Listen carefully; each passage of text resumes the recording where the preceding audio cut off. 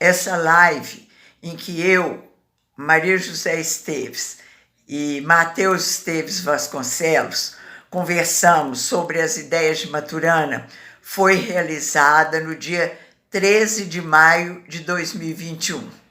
Devido a problemas técnicos, foi preciso reiniciar a sessão e assim nós perdemos o início da gravação. Por isso, eu estou gravando novamente as minhas colocações iniciais para serem inseridas no vídeo que ficou gravado naquele dia. Então, começando, eu quero agradecer a todos vocês que aceitaram o nosso convite para estar aqui hoje conosco, prestando essa homenagem ao professor Humberto Maturana. Em geral, nós homenageamos pessoas que são significativas para nós. Eu acredito que cada um de vocês que está aqui hoje sabe por que veio. Poderia responder à pergunta: por que Maturana é significativo para mim? Eu vou me permitir compartilhar com vocês a presença significativa de Maturana no meu percurso. Há 31 anos atrás, eu estava no mestrado envolvida com a questão da precisão no uso dos conceitos no âmbito da abordagem sistêmica. Eu já tinha escrito alguns parágrafos inclusive sobre uma imprecisão que eu tinha detectado num texto de Maturana, publicado em 1988, intitulado Seres Humanos Individuais e Fenômenos Sociais Humanos. Esse texto, de fato, foi a transcrição de uma fala do Maturana numa plenária, num congresso que aconteceu em Bruxelas, e foi publicada essa transcrição na revista Cahiers Critiques de Thérapie Familiale et de Pratique de Réseau. E eu tinha escrito: ao final da sua apresentação, Maturana pode ter deixado seus ouvintes, leitores, com algumas dúvidas. E eu segui transcrevendo algumas partes do texto em que Maturana abordava a questão da organização e da estrutura do sistema. Em dezembro de 1990, Maturana veio a Belo Horizonte para fazer 2 conferências. Para a primeira noite, que foi na Associação Médica de Minas Gerais, eu fui levando comigo aquelas folhas que eu já tinha escrito, como introdução ao meu plano de trabalho. E eu consegui me aproximar dele no final e ele se dispôs a ler as minhas folhas e me disse assim: amanhã você me espere 15 minutos antes da minha conferência.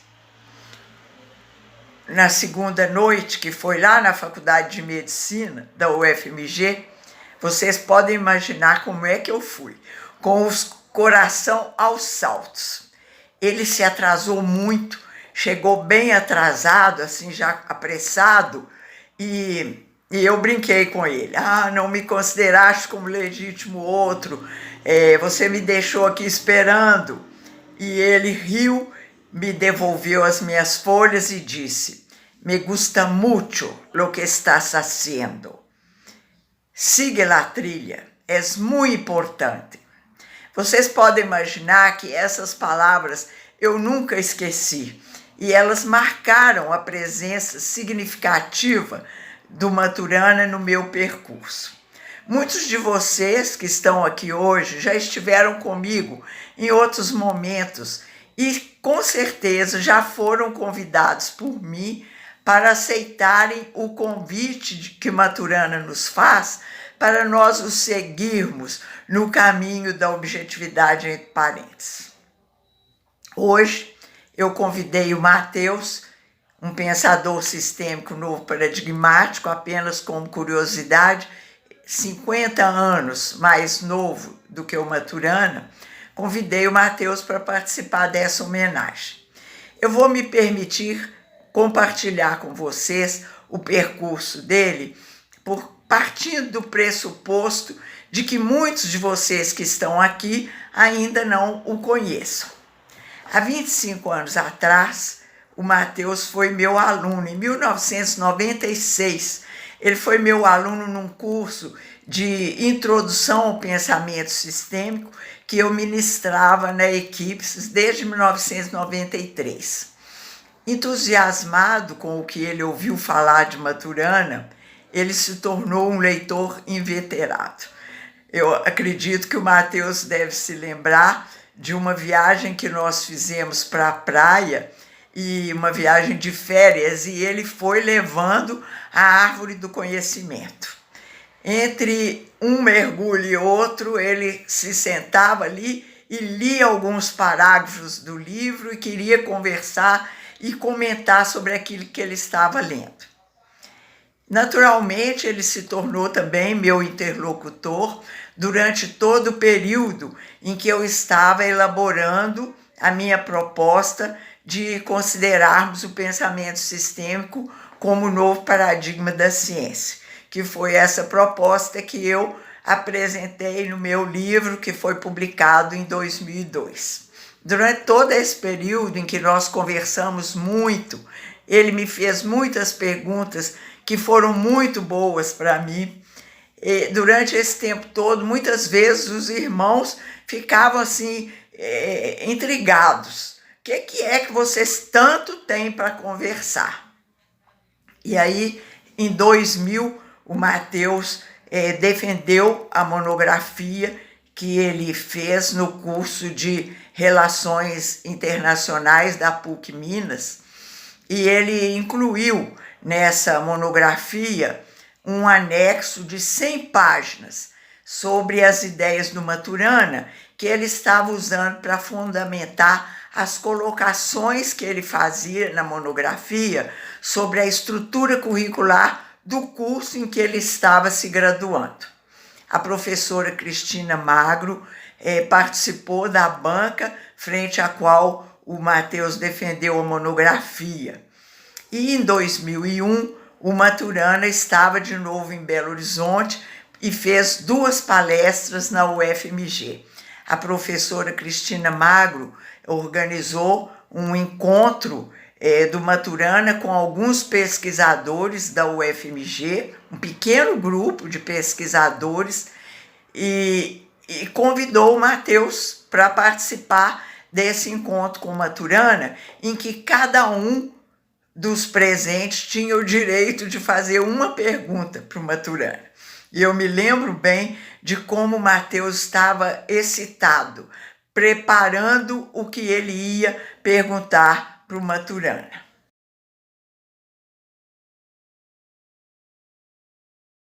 Agora sim, né? Isso. Nós podemos continuar. Então, eu estava lembrando desse momento em que você teve essa oportunidade de conversar, participar desse encontro com Maturana, né? E eu ia dizer que depois disso você continuou lendo, estudando, conversando com outros pensadores sistêmicos, estudiosos de Maturana, e eu quero destacar o professor Sandro Schlindbein, da Universidade Federal de Santa Catarina, que está aqui hoje conosco, pelo menos ele disse que estaria, e que ele pediu para você um artigo para a revista que ele tinha lá na pós-graduação em agroecossistemas, que ele coordenava essa pós-graduação, né?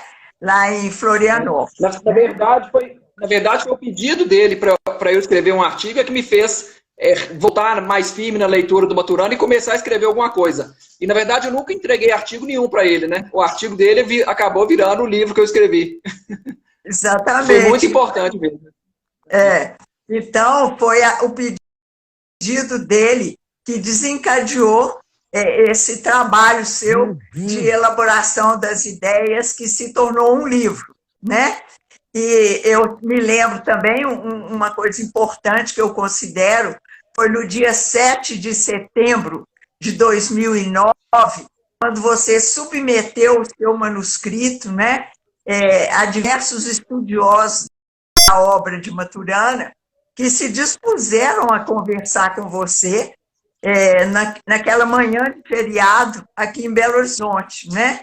E aí estavam para conversar com você sobre o que você tinha escrito, a Cristina Magro, o Vitor Paredes, o Sandro Lindwein, o Carlos Murter, o Marcos Flores e eu, que fiquei ali como observadora, né, e registrando as conversas, né? Posteriormente, eu distingui esse momento como sendo assim um exame de qualificação, né?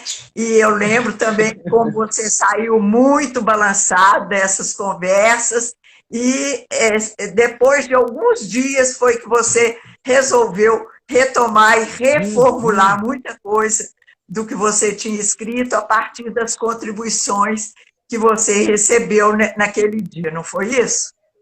Então, foram passando alguns meses e a gente conversando, até que em 2011 o Maturana estava em São Paulo, ministrando um curso lá, e nosso amigo Luiz Algarra conseguiu uma oportunidade para você entregar pessoalmente para o Maturana o seu manuscrito, né? Que depois foi publicado em 2013, em português, espanhol e inglês, com o título de A Nova Teoria Geral dos Sistemas autopoéticos aos sistemas sociais. Né? Pois nesse dia que eu entreguei para ele, eu adiantei para ele, falei, olha, o que eu estou dizendo aqui é que você, falei para o Maturana, né, que você, na sua obra, você fez uma teoria geral dos sistemas, que você não explicitou como tal, mas que você tem uma teoria que está formulada nos seus escritos todos. Você concorda com isso, que você fez isso? Ele falou, concordo. Ele chancelou pelo menos a ideia central de que ele mesmo tinha feito uma teoria geral de sistemas. Isso, então, e você deu a essa teoria geral de sistemas de Maturana o nome de A Nova Teoria Geral de Sistemas, né? Eu entendo que você chamou de nova teoria por dois motivos. Primeiro, porque já tínhamos uma teoria geral de sistemas do Bertalanffy, né? O biólogo austríaco Bertalanffy. E segundo, porque era uma teoria novo paradigmática, né? Inclui o sujeito, né? Em todas as suas afirmações, né? E também o Matheus elaborou uma teoria geral dos sistemas autônomos que permitiu que os cientistas ultrapassassem uma polêmica que existia na época entre se os sistemas sociais poderiam ou não ser considerados como sistemas autopoéticos, né? E com essa teoria geral dos sistemas autônomos, o Matheus mostrou que tanto os sistemas vivos, autopoéticos, como os sistemas sociais, sistemas linguísticos, pertencem a uma categoria mais ampla de sistemas autônomos, né? E talvez por compartilharem algumas características em comum, as pessoas ficavam na dúvida se os sociais seriam autopoéticos, né? Mas ficou bem claro no livro do Matheus que os sistemas vivos, os seres vivos, são autopoéticos, né? A autopoiese molecular, e que produzem os seus próprios componentes. Já os sistemas sociais são os sistemas linguísticos que produzem as suas próprias relações, mas não os seus próprios componentes, né?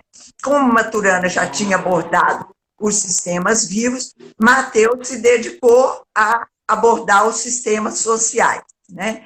E com isso eu acho que ele preencheu uma lacuna teórica, porque até então nós não tínhamos uma teoria sistêmica novo paradigmática para fundamentar as nossas práticas com os sistemas sociais, né? Então, acho, Matheus, que a gente pode ir para as ideias de Maturana, que estão na base de todos esses desenvolvimentos no âmbito das práticas científicas sistêmicas, né?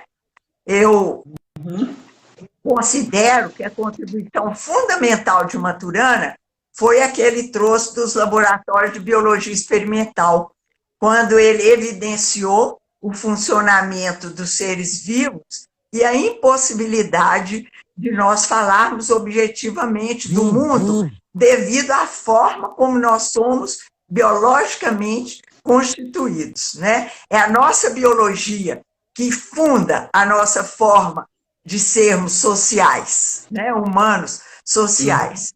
Eu acredito que essa evidência é o que funda tudo mais que ele falou sobre biologia do amor, sobre seres humanos como seres de linguagem, sobre a construção social da realidade em conversações, em que nós vamos entrelaçando o linguajar e o emocionar e vamos construindo e reconstruindo recursivamente as realidades que nós vivemos, né?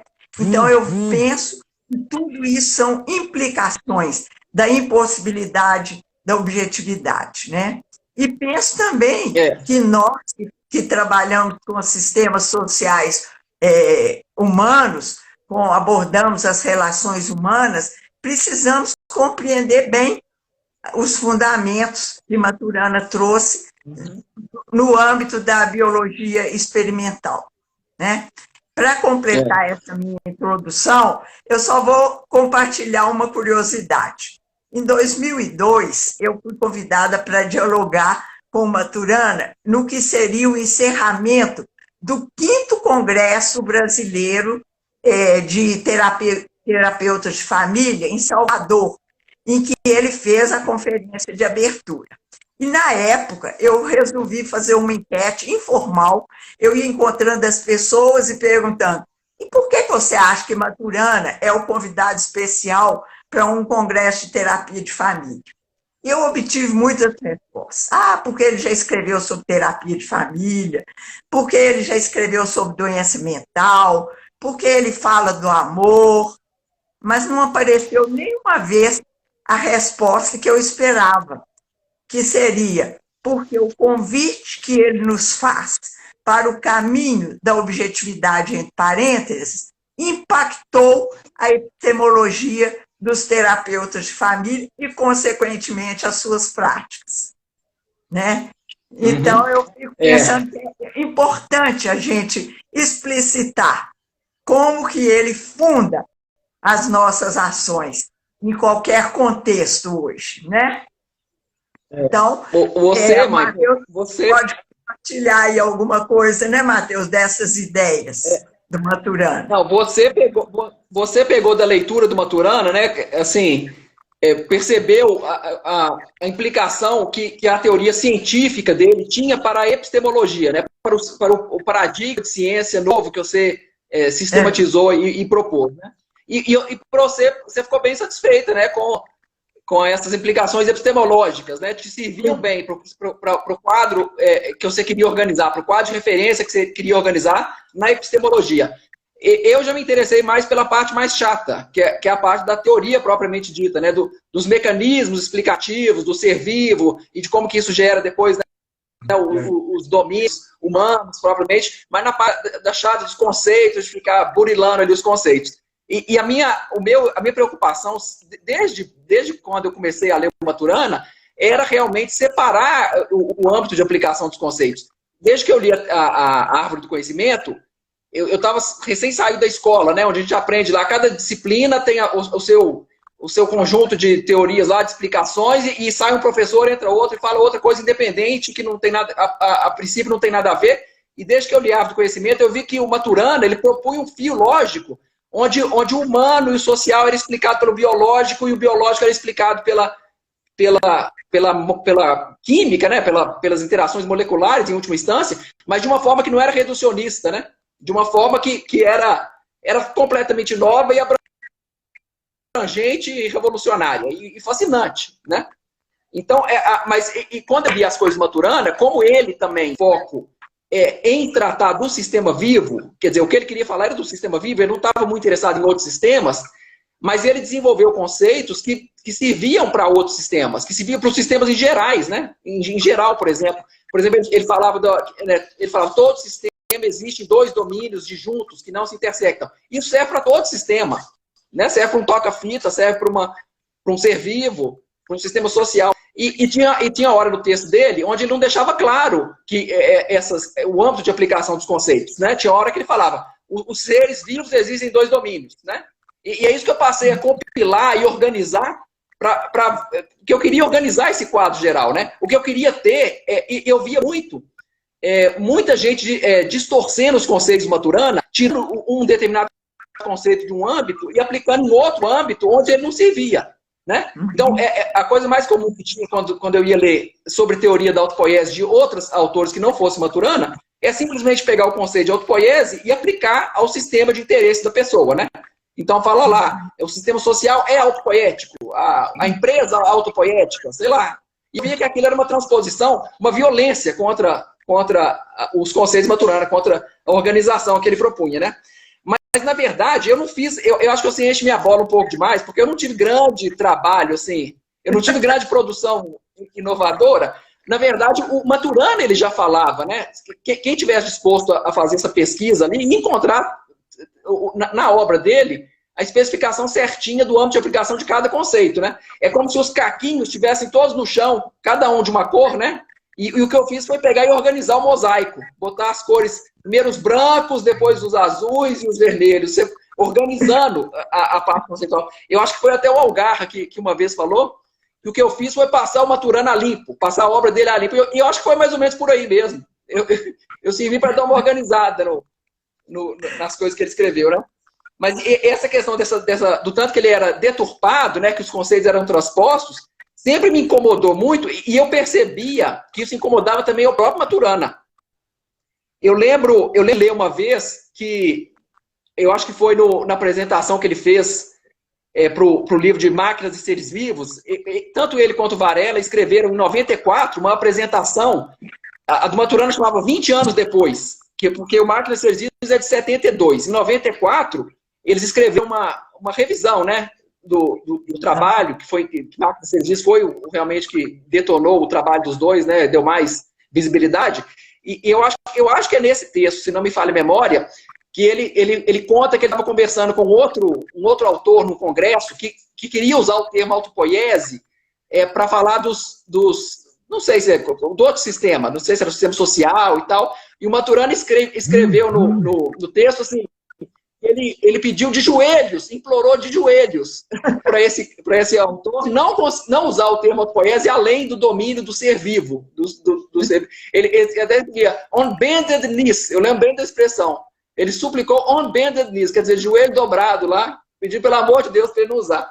E tem outras coisas, né? Por exemplo, o Maturana, eu lembro de uma vez, não sei se eu li também, ou ouvi, misturou tudo na minha cabeça, mas uma vez perguntaram para ele num seminário se ele acreditava em Deus. E ele recusou a pergunta. Ele falou, não vou responder, porque se eu falar que acredito, vocês vão dizer que o que eu digo o que eu digo porque eu acredito em Deus. E se eu falar que eu não acredito, vocês vão falar que eu digo o que eu digo porque eu acredito. Então, ele recusou a conversa, recusou a pergunta, né? E ele também é muito criticado, por exemplo, ele foi criticado por não citar ninguém, né? Eu já vi essa crítica. Os textos dele não citam ninguém. Quando ele cita um outro texto dele mesmo, uma ou duas referências e só. E eu acho que tem razão dele não citar muito, porque, na verdade, o que ele fez é inovador e é único. Tem um texto que eu li que ele até fala, que, claro, que ele teve referências, claro que tudo que ele leu contribuiu na história dele, mas ele não escreveu o que ele escreveu como decorrência, ele não estava dialogando com ninguém, com nenhum outro autor anterior a ele, né? Então, ele preocupava com essa questão de ser confundido, de ter o trabalho dele colocado em outros domínios, onde ele pudesse ser mal interpretado, confundido, distorcido, né? Uhum. E eu acho que é muito importante frisar o papel dele como cientista, porque o que ele escreveu lá lá dos laboratórios lá dos Estados Unidos, lá do MIT, onde ele estava, como um cientista de laboratório, né, estudando a fisiologia da visão, né, fazendo relatório de pesquisa, discutindo e tentando explicar o fenômeno biológico. É diferente de um filósofo que pode ter apontado a mesma coisa. Eu já vi muita gente falar assim, mas você está conversando sobre uma ideia de Maturana, a pessoa fala, mas o filósofo tal, ele já falou isso, né? Isso aí tudo já foi falado na filosofia tal assim, do tal filósofo ou do outro, né? E a gente sabe que tem diferença o contexto onde falada. Porque alguém falou uma ideia parecida com a outra, não quer dizer que eles estão no mesmo domínio de validade das afirmações, né? Cada afirmação que a gente faz, né, cada domínio consensual que a gente participa, tem suas próprias regras de validação daquele domínio. E são regras que são que surgem na conversação, né? Ao trazer à mão, né, ao distinguir conjuntamente o objeto de estudo. Porque no paradigma tradicional, se a gente pensar, no paradigma tradicional é que a coisa existe em si mesma, né? Então, se tem duas pessoas conversando, falando sobre a mesma coisa, aí você tem três alternativas. Ou elas discordam e uma está errada e a outra está certa, né? Ou elas estão vendo dois focos, né? Dois aspectos diferentes da mesma coisa que existe lá, né? Como se um estivesse olhando para um lado e o outro estivesse olhando para o outro, né? Ou então, elas estão em domínios disjuntos, né? Uhum. Agora, com o trabalho de Maturana, o que ele nos mostra é o seguinte, que as coisas todas que a gente distingue na linguagem, e que elas só existem na linguagem. A existência das coisas para a gente surge da distinção nossa na linguagem, né? E faz diferença, né? Uma afirmação ser feita por um filósofo ou por um biólogo, né? Ainda que possa parecer a mesma coisa. E a gente sabe disso na nossa vida cotidiana, né? A gente não precisa ir muito longe. Você vê, por exemplo, o professor Nel Vaz, o que ele é? Ele é imunologista, né? Da UFMG. Ele é aposentado, ele trabalhava lá no ICB, na UFMG. E ele fez uma imunologia a partir da teoria da autopoiese maturana e da biologia do conhecimento maturana, né? Ele fez a imunologia a partir do trabalho de Maturana, científico lá do laboratório. E aí a gente fala assim, você já viu alguma imunologia surgir de um trabalho de um filósofo? Não tem, né? Não tem. Não surge. Se eu receber uma notícia essa semana ou semana que vem, ler algum artigo falando que a partir do trabalho do Maturana, da autopoiese, a equipe do Nelson Vaz desenvolveu uma terapia para tratar o Covid, ou uma vacina para tratar o Covid, que surgiu, que eles desenvolveram essa técnica a partir da teoria do Maturana. Eu vou achar normal, eu não vou ficar assustado, né? Agora, se falarem assim, apareceu uma vacina aí que é baseada em Platão e Sócrates, eu não vou tomar. Você vai tomar a vacina? Fizeram uma vacina baseada em Habermas, na escola de Frankfurt. Não dá, né? A gente sabe na nossa vida cotidiana que o contexto onde as coisas são faladas tem importância. Elas ganham um significado.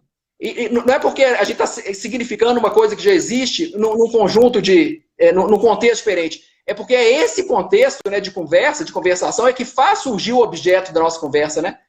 Uhum. Que é o que o Maturana fala, né? A realidade emerge na linguagem, né? Uhum. E pode ser o nosso objeto de estudo como cientistas, ou de especulação como filósofos também. Não é questão de meter o pau na filosofia, né? Eu fiz um exemplo aqui, forçando a barra, né? Mas é questão da gente entender que cada domínio de conversação tem os seus critérios de validação e que faz diferença, né? Isso, ele ter feito o que ele fez dentro da biologia. Isso, e uma coisa importante também, que eu acho que é importante a gente pontuar, em relação a esses domínios linguísticos, né? Quando a gente fala assim, o que é a ciência? A ciência não existe, a ciência. Existem pessoas que conversam e validando as suas afirmações de acordo com determinados critérios que elas adotam, né? Não existe a religião. São pessoas conversando com outros critérios da verdade revelada, do que está nos livros sagrados, né? A filosofia é a mesma coisa, os filósofos conversam usando outros critérios para validar as suas afirmações, o fio do argumento, etc. Né?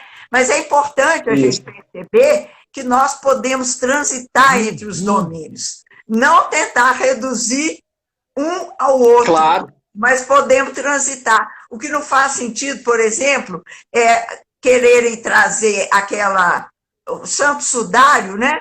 Lá, aquela imagem que é atribuída a Verônica, lá, que conseguiu lá com Cristo, para ser validada nos laboratórios científicos, para ver se aquilo é verdade ou não. Aquilo é artigo de fé, né? É artigo de fé. Então, são outros pressupostos, outras crenças básicas, né? Que estão validando as afirmações.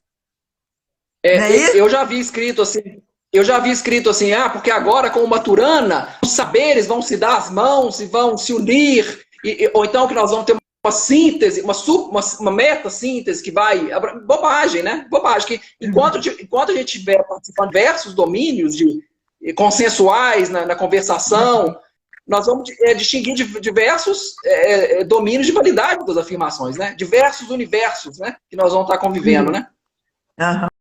E isso é importante, né, para o Maturana, a gente conseguir situar. O que ele fez foi o seguinte, é que a biologia não estava acostumada a estudar o observador, né? Como nenhuma ciência. O observador era lá da filosofia e ele traz o observador, traz a questão do observador para dentro do laboratório, né? Aquela experiência, uma coisa que chamou muita atenção, assim, que gela espinha, se a gente pensar bem, é quando ele fala da visão das cores, né? A gente aprendeu lá na escola que cada cor é um comprimento de onda, né?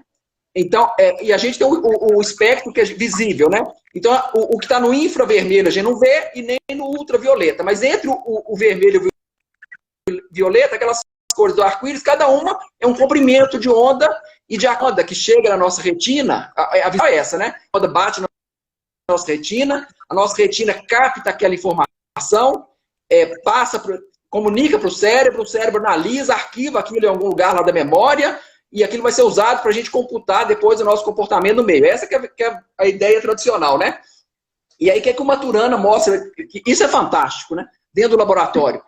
Ele mede a atividade cerebral, né? Atividade nervosa lá dos nervos da retina, e vê que não consegue correlacionar, não tem como fazer correlação direta entre o estado de atividade nervosa das células neurais lá na retina com o comprimento de onda. Quer dizer, o comprimento de onda vermelho era para sempre ter provocar um certo determinado atividade nervosa, e não tinha essa correlação, né? Tinha hora que era uma atividade, depois era outra, e o comprimento de onda era o mesmo, né? E aí, que o Maturana consegue chegar, que é fantástico, né? Ele vê que não existia a correspondência com o comprimento de onda, que é a coisa externa ao ser vivo, né? Mas ele viu que dava para correlacionar a atividade nervosa da retina, quando o observador tinha experiência de ver determinada cor, com a atividade nervosa que tinha no cérebro, quando ele falava o nome da cor.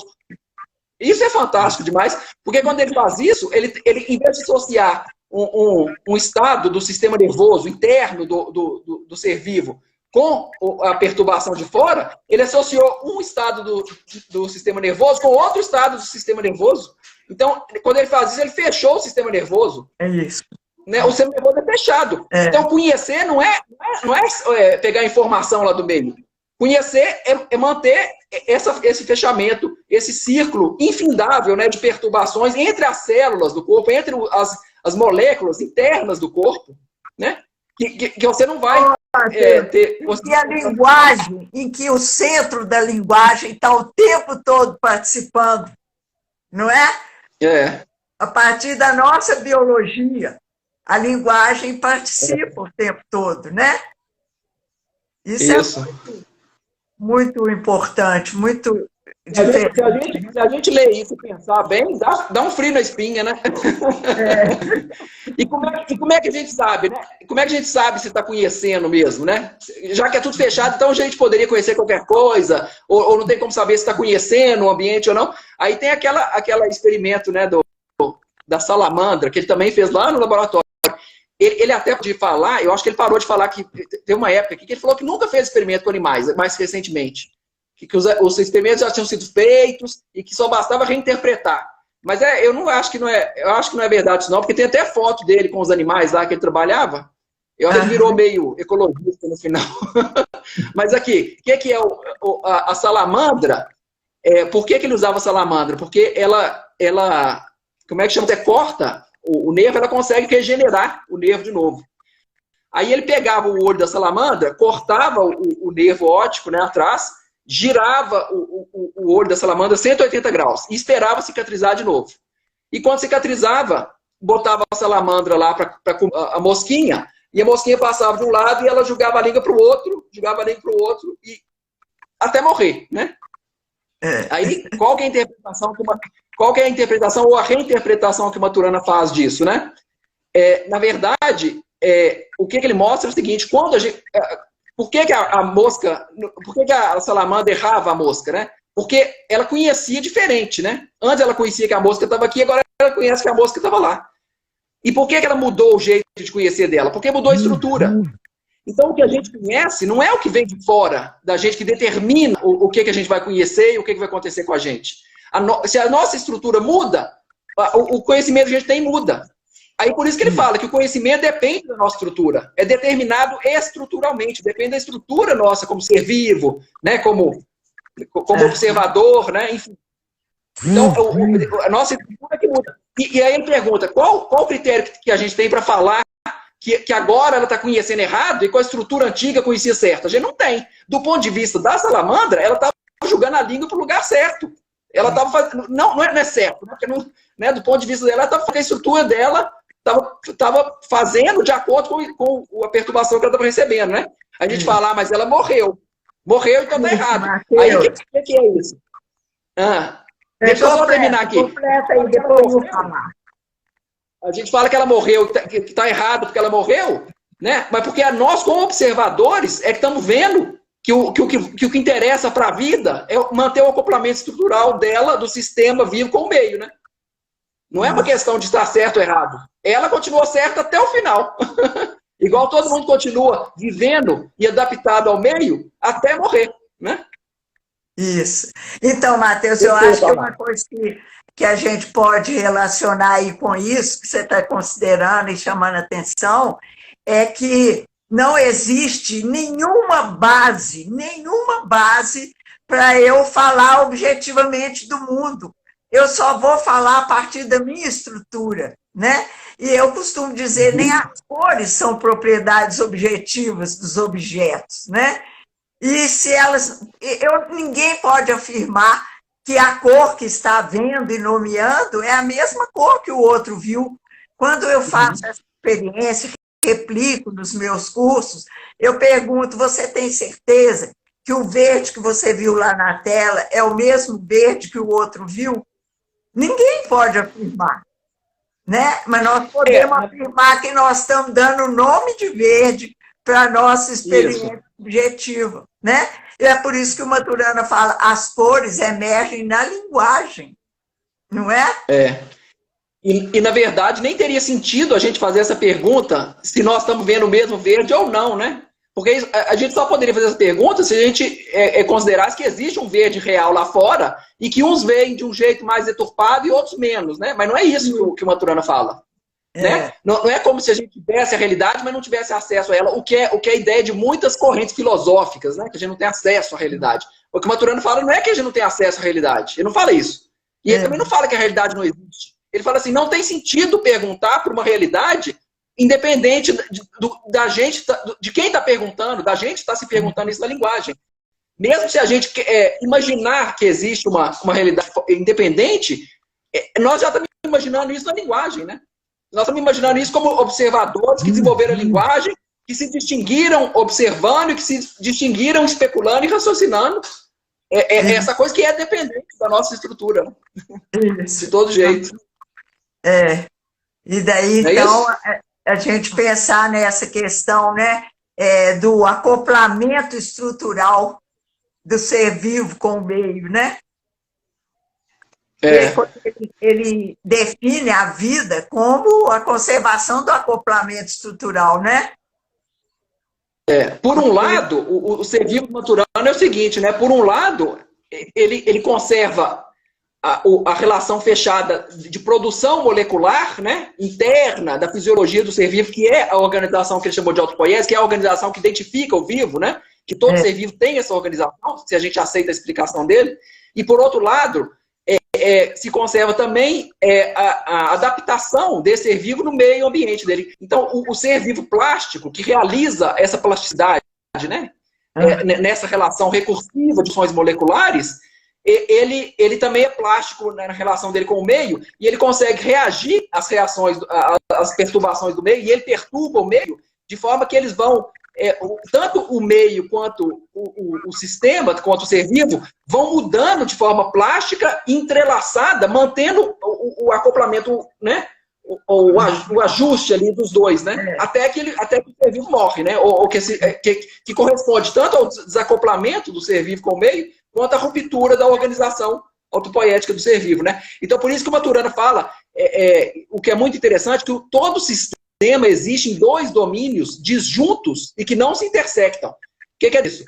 É que o que acontece no domínio interno da fisiologia do ser vivo é um domínio separado que não interage com o que acontece com o ser vivo no meio, né? O que o ser vivo faz no meio é a conduta do ser vivo, né? A gente, quando está na linguagem, quando a gente é ser humano, que tem religião, que tem filosofia, que tem ciência, que tem emoção, que tem isso tudo, é tudo no domínio do ser vivo com o meio. Então, nada disso determina o que acontece com o domínio estrutural interno do ser vivo e vice-versa. Mas esses dois domínios se modulam, né? Eles vão entrelaçados, se modulando. Um sempre mostrando as capacidades, né? O que pode acontecer com o outro, mas sem determinar o que acontece, né? E vice-versa. É engraçado, uma vez eu lembro você me mostrando um jornal, que estava escrito assim, descoberto o gene do alcoolismo, ou era do tabagismo. Acho que era do alcoolismo. Isso o Maturana não faz sentido nenhum, né? O Maturana, inclusive, tem um texto que chama Our Genome Does Not Determine Us. Nosso genoma não nos determina. Ele mostra direitinho como que esse fato do sistema existir em dois domínios disjuntos, né, impede que a gente tenha essas visões reducionistas, né? Isso, Então, o organismo vive em interação com o meio, né? E quando acontece alguma deficiência, vamos dizer assim, na estrutura do organismo, por exemplo, no caso agora da Covid, né? Quando a pessoa vai para o hospital e não está conseguindo, o pulmão não está conseguindo retirar do meio o que ele precisa para sobreviver, o que os médicos fazem? Atuam sobre a estrutura do ser vivo, né? Acoplam ali um equipamento, uma máquina, né? Que vai garantir o acoplamento, o encaixe daquele ser vivo com o meio, né? Então, e é interessante que essa ideia do sistema existir em dois domínios disjuntos, né, separados, tem tudo a ver com a distinção de um sistema qualquer, né? Porque o que a gente fala observador, o que o Maturana explica, é o seguinte, que hoje a gente distingue uma unidade simples, que é determinada pelas propriedades dela, né? Onde a gente não só distingue a unidade pelas propriedades. Ou a gente distingue uma unidade composta. E a unidade composta é o sistema, né? E quando a gente distingue o sistema, a gente faz uma operação de distinção além. Primeiro a gente distingue uma unidade simples e a gente faz operações de distinções adicionais. A gente distingue os componentes do sistema, né? Que não são partes do sistema, não são peças, mas são aqueles componentes que a gente vê que eles realizam a organização do sistema, eles geram o sistema que a gente quer, que é a unidade que a gente distinguiu inicialmente, né? Então, quando a gente aceita que a autopoiese é a organização do sistema vivo, é porque a gente vê assim, ó, se os componentes eles realizam a autopoiese, nessa realização, eles vão gerar a unidade simples, que é o sistema vivo como um todo, né? Que a gente distinguiu anteriormente. E isso é fantástico, sabe por quê? Porque isso é o conceito de explicação do Maturana.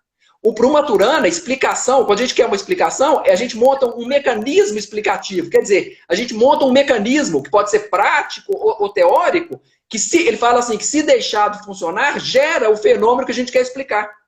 Então, quando a gente distingue os componentes de um sistema, né, a gente pega uma unidade e distingue os componentes que, realizando a organização do sistema, geram aquela unidade simples que a gente distinguiu, o que a gente está propondo é uma explicação para a unidade simples. E essa é a definição do sistema que eu acho a mais bonita, que eu mais gosto. É falar que um sistema é uma explicação que o observador propõe para uma unidade que ele distinguiu, para uma unidade simples. Né? E o único jeito... Então, essa explicação... Matheus, vê como essa definição de sistema novo paradigmático é diferente da definição de sistema das teorias sistêmicas, por exemplo, na teoria geral de sistemas do Bertalan, né? Como que é um sistema? Um conjunto de elementos em interação. E olha como que o Maturana desloca o ponto da definição é o sujeito observador, não é? É a explicação que o observador dá. Não é a partir do objeto que está lá, mas a partir da visão do observador, não é? Isso é muito e essa ideia, essa definição, né, do sistema, a definição do que são os componentes do sistema, né, que não são as partes funcionais, né? Porque se a gente aceita a ideia do Maturana, né, a concepção toda, a gente vai ver que nenhum sistema, nenhum componente, nenhum elemento, nada, nenhuma unidade que a gente puder distinguir, ela existe ou ela funciona em função de alguma outra unidade que ela integra ou com a qual ela interage, né? Então, você pega os livros que a gente tinha de biologia na escola, é tudo aquela descrição funcional, né? O fígado, ele tem a função de fazer isso no organismo, como se o fígado soubesse que ele faz parte de um organismo e tivesse essa intencionalidade. Isso só poderia existir se o fígado interagisse com o ser vivo completo, o que não é possível na teoria do Maturana, porque eles estão em dois domínios disjuntos, né? Isso. Que não se intersectam. E quem une os dois domínios é o observador, né? E eu pego o livro de biologia dos meninos, é a mesma coisa, continua igual. Mudou nada. A gente podia fazer um esforço, você podia mandar uma carta aí para as editoras para colocar o Maturana, a biologia do conhecer, no currículo, viu, da biologia da escola. Mas o Carlos Murté parece que está tentando fazer isso, né? Escrevendo livro de biologia no colégio, eu lembro produzindo essa noção, né?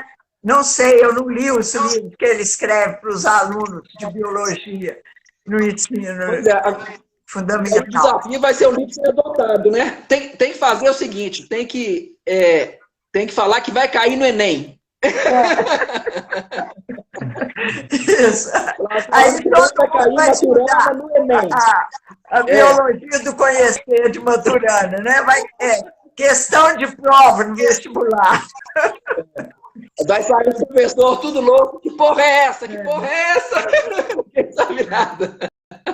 Matheus, eu queria pontuar e exemplificar uma coisa sobre essa questão do acoplamento estrutural, né, do ser vivo com o meio.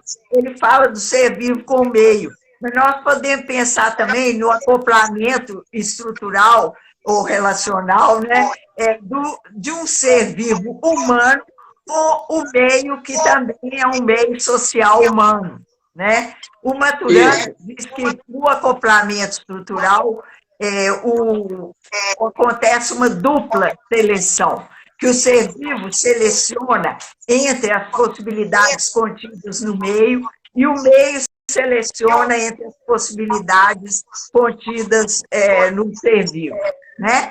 E eu tenho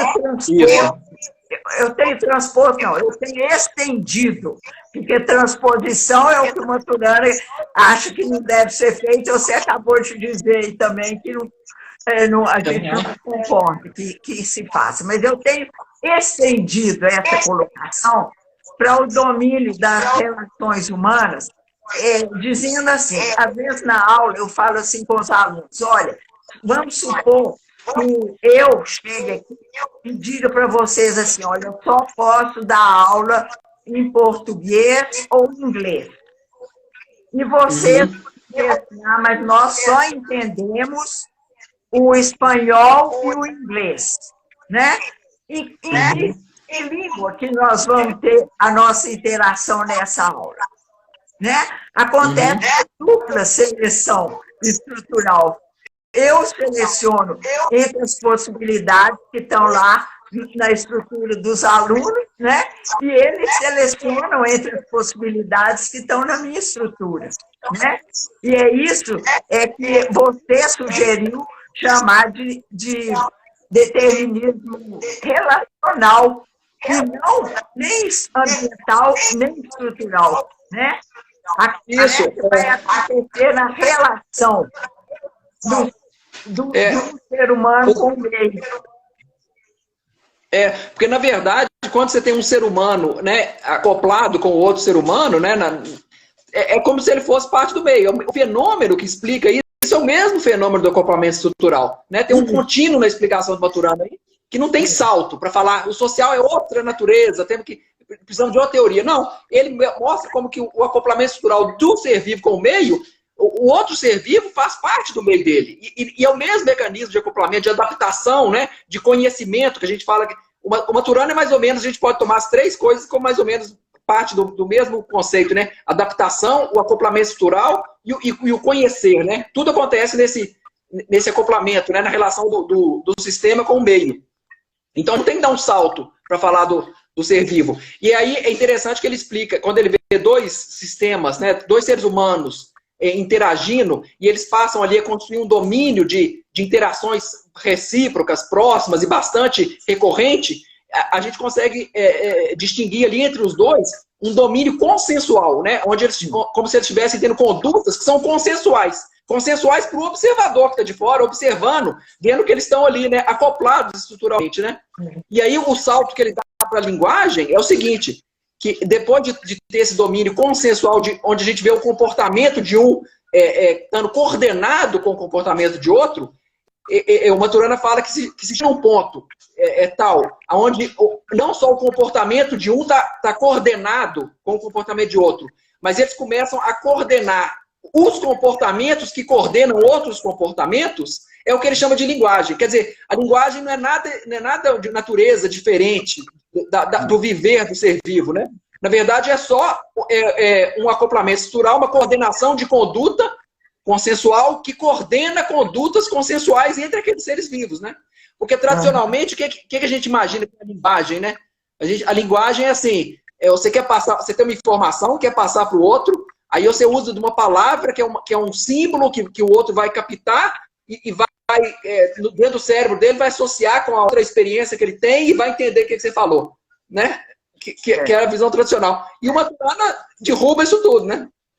Propondo essa ideia de conversa, de linguagem, esse conceito de linguagem, que é explicado de novo, né? De novo é explicado a partir do funcionamento do ser vivo, do biológico, né? Isso. De uma forma não reducionista, né? Sem reduzir. Então. E aí é engraçado que na linguagem, ele fala assim, ele fala que a operação básica que a gente faz como observadores é a distinção, né? E aí ele fala que nós, na linguagem, só na linguagem é que a gente pode distinguir as coisas, né? Distinguir coisas, distinguir sistemas, unidades simples, distinguir o outro, distinguir a linguagem, distinguir qualquer coisa, né? E ele fala, distinguir inclusive o observador. Então, quer dizer, a gente observa, na ideia dele, o observar, eu acho que ele usa o verbo assim, né, no infinitivo por causa disso, o observar existe antes do observador, na distinção, na observação que a gente se distingue como observador. Aí você vai falar assim, mas isso não tem lógica. Isso contraria a lógica. E contraria mesmo, né? Contraria justamente a lógica cartesiana, né? É o que é a chamada autorreferência, né? Autorreferência. E a autorreferência se torna inevitável quando a gente entra por esse caminho da objetividade entre parênteses. A autorreferência é inevitável. E aí eu vou lembrar um outro autor, o Heinz von Fosse, que falou assim, o que eu digo diz mais de mim do que da coisa observada, né? E aí fica muito claro isso. Cada um de nós, quando fala alguma coisa, só está falando da própria experiência. Nós não podemos falar, a não ser da nossa experiência, do que a gente está vivendo. Na verdade, eu diria assim, que ele não fala nada da coisa independente, porque a gente não consegue distinguir coisa independente. Ela fala da coisa, fala da gente, né, que está distinguindo muito da gente, e fala dos outros com os quais a gente está conversando. Isso. Né? Porque a gente só está conversando o domínio consensual das pessoas que são caxinguistas. Inevitavelmente fala de nós em relação. Né? Eu lembro que você falou, que você explicava nas aulas de pensamento sistêmico, que na ciência tradicional a gente acredita que tem um acesso privilegiado à realidade, né? Isso, e que eu falei com você assim, então na ciência novo-paradigmática, a gente tem um acesso privilegiado ao outro observador, né? Isso. Que está fazendo parte com a gente desse domínio consensual, né? Isso, porque tudo que eu digo a partir da minha relação com o outro, né? Isso, na linguagem. E aí eu acho aonde é médio tudo. Muito bom isso. Eu achei que foi muito oportuno você fazer essa reflexão, porque o Maturana fala, existe uma dupla seleção estrutural, mas ele mantém o conceito de determinismo estrutural. E eu entendo que ele talvez tenha feito isso para fazer um contraponto ao determinismo ambiental, que é prevalente na ciência tradicional, né? Na ciência tradicional, você busca a causa dos comportamentos do ser vivo, do ser humano, fora dele, no ambiente, né? Aí ele foi lá para o outro polo e focalizou a estrutura do ser vivo. Não, mas você está sendo muito maldosa com a Maturana. Não é assim. Ele usou a palavra determinismo. Mas ele fez isso. E você não, é só questão de palavra. É claro que ele reconhecia que o negócio acontece na relação, né? Ele faz o seguinte, ele fala, quando ele vai falar de determinismo estrutural, ele introduz essa noção seguinte, a nossa estrutura, nesse momento, a estrutura de qualquer sistema, vamos dizer, a estrutura do sistema vivo, ela determina em cada momento tudo que o sistema admite como perturbação, ou tudo que o sistema admite como uma interação destrutiva que vai acabar com o sistema, né? Então, é a estrutura do sistema que determina esses domínios, né? Quais são as interações que o sistema seriam, né? Uma coisa... E aí eu acho que ele ficou um pouco nessa palavra determinismo estrutural, quando podia ter avançado. Mas isso é um detalhe. É legal, lembrei agora, que ele fala assim, que para mostrar que a nossa estrutura que determina, né, o que vai acontecer, ele dava o exemplo seguinte, que quando o pessoal vai trabalhar numa obra, eles põem o capacete na cabeça. Porque se o tijolo cair, ele mata o cara, né? Se o tijolo cair. Então, ele tinha que alterar o quê? A estrutura do ser vivo. Porque é a estrutura do ser vivo que determina se o tijolo vai matar ou não. Não é o tijolo. Se o tijolo tivesse o poder de determinar a morte, ele falava assim, a gente tem que colocar uma espuma em cada tijolo da obra. Então, Matheus, nós estamos caminhando para o final, daqui a pouco vai cair aqui o nosso espaço de conversa, mas eu queria terminar convidando você para ver para uma coisa que eu tenho falado muito e que é uma consequência inevitável do nosso reconhecimento de que nós não estamos falando da objetividade, objetivamente do mundo, de que não é possível a gente validar, não existe nenhuma base para validar as minhas afirmações, nenhuma base objetiva para eu falar que o que eu digo é melhor do que o que o outro diz, que a minha opinião é melhor que a do outro, né? É mais racional, então, né? E aí, eu acho que a consequência disso é o convite de Maturana para a gente, e nós vamos chegar nesse ponto. Então, se não tem base para eu saber que o que eu estou dizendo é melhor do que o que você está dizendo, nós vamos legitimar o direito que o outro tem de falar alguma coisa diferente do que a gente pensa, agir diferente do que a gente pensa, embora legitimar não seja concordar, né?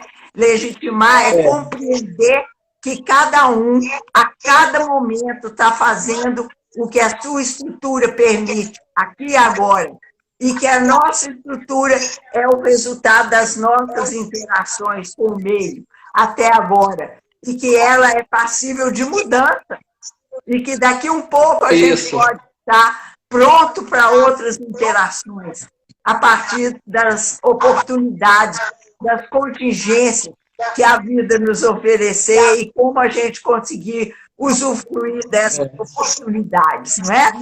Então, Matheus, eu acho que está terminando o nosso tempo.